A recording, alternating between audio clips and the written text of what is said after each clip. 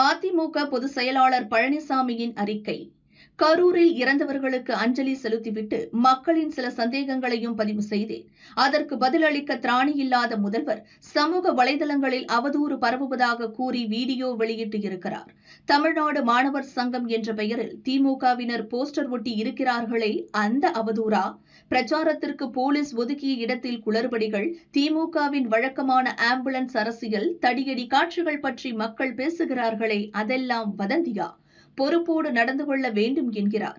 உங்கள் அமைச்சர் ஒருவர் அழுவது போல் நடிக்க தெரியாமல் மாட்டிக்கொண்டாரே, அதுவா? துணை முதல்வர் சம்பிரதாயத்திற்கு கரூர் வந்து போட்டோ ஷூட் நடத்திவிட்டு துபாய்க்கு பறந்தாரே, அதுவா? கள்ளக்குறிச்சி கள்ளச்சாராய மரணங்களுக்கு கனக்காத இதயம், கலங்காத கண்கள் இப்போது மட்டும் கலங்குகிறதா? சென்னை ஏர் ஷோவை நீங்கள் குடும்பத்துடன் கண்டுகளித்த போது கூட்ட நெரிசலில் 5 பேர் இறந்தார்களே, அப்போது மட்டும் வீட்டிலேயே இருக்க முடிந்ததா? யாரை ஏமாற்ற பார்க்கிறீர்கள் முதல்வர் ஸ்டாலின் அவர்களே? நீங்கள் அமைத்த ஒரு நபர் விசாரணை கமிஷன், ஒருதலைபட்சமான அரசின் தவறுகளை மூடிமறைக்கும் ஐவாஷ் ஆணையம், மக்களுக்கு உரிய நீதி கிடைக்க சிபிஐ விசாரணைக்கு உத்தரவிட வேண்டும் என்று பழனிசாமி வலியுறுத்தியுள்ளார்.